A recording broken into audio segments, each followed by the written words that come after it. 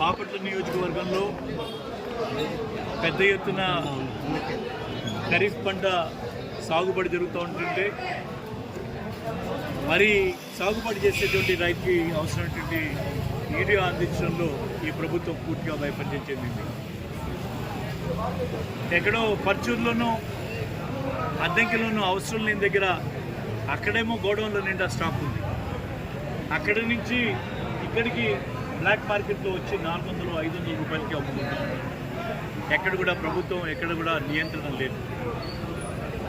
మనం ఈరోజు వైఎస్ఆర్ కాంగ్రెస్ పార్టీ జగన్మోహన్ రెడ్డి గారి పిలుపు మేరకు రైతులకి అండగా రైతులకి భరోసా కల్పించి కార్యక్రమం చేపట్టగానే గత 2 రోజులుగా కొంత యూరియా విడుదల చేయడం జరిగింది. పోనీ ఏదైనా సక్రమంగా న్యాయంగా రైతులు చేస్తుందా అంటే ఆ యూరియా సగం పైగా పక్కదో పట్టిస్తూ అవి తెలుగుదేశం రైతుల ఇళ్లలోకి వెళ్తూ ఉన్నాయి. వాళ్ళ దయాదాక్షిణ్యాలకి మన లోపడి వాటి దగ్గరికి వెళ్ళి చేతులు కట్టుకుంటే తప్పించి మేము ఇవ్వము అనేటువంటి ముందు వైఖరి ఈరోజు మనం చూస్తాం. ఇది చాలా దుర్మార్గం. గతంలో వైఎస్ఆర్ కాంగ్రెస్ పార్టీ అధికారులు ఉన్నప్పుడు రైతుకి జరిగినటువంటి మెయిన్ ఒకసారి గుర్తు చేస్తూ ఉన్నాం. ఆ రోజు పంట పండించినటువంటి నారు నాటినటువంటి ప్రతి ఎకరా పంటని నమోదు చేస్తాం. రైతులు గుర్తించాం. ఆ రైతులకి కావాల్సినట్టుగా వినుదులుగా నిలబడ్డాం. చెయ్యి పట్టుకొని నడిపించాం. రైతు మరి నారు నాటిన దగ్గర నుంచి అలా అమ్ముకునే దాకా అటు గిట్టుబాటు ధర కల్పించడంలో కానీ సక్రమైన సమయంలో ఎరువులు అందించడంలో కానీ అన్ని రకాలుగాను ఆ రోజు చేశాం.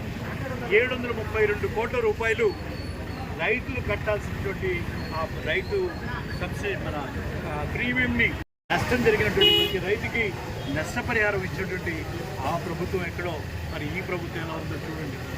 పంటకి రైతుకి ఎంత చేసినా తక్కువే అనేది ఆ రోజు జగన్మోహన్ రెడ్డి గారు మాట్లాడితే ఈరోజు రైతులు మరి పంటలు పండించడమే దండగా అనేటువంటి మాట ఈరోజు ప్రభుత్వం చూస్తున్నట్టుగా ఉంది. ఈ రకమైనటువంటి తీవ్రంగా ఖండిస్తున్నాం. ఎప్పటికైనా కళ్ళు తెరవండి.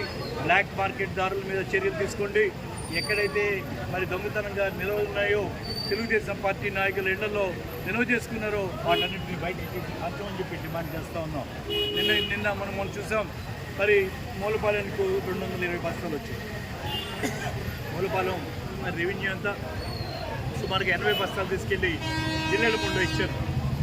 ఈ మిగతా అవి ఆరకొరగా మరి కొట్లాడికి తన్నులాటికి వచ్చే విధంగా తీసుకుని వెళ్ళారు. ఎక్కడ కూడా ఒక సిస్టమ్ లేదు, ఒక విధానం లేదు.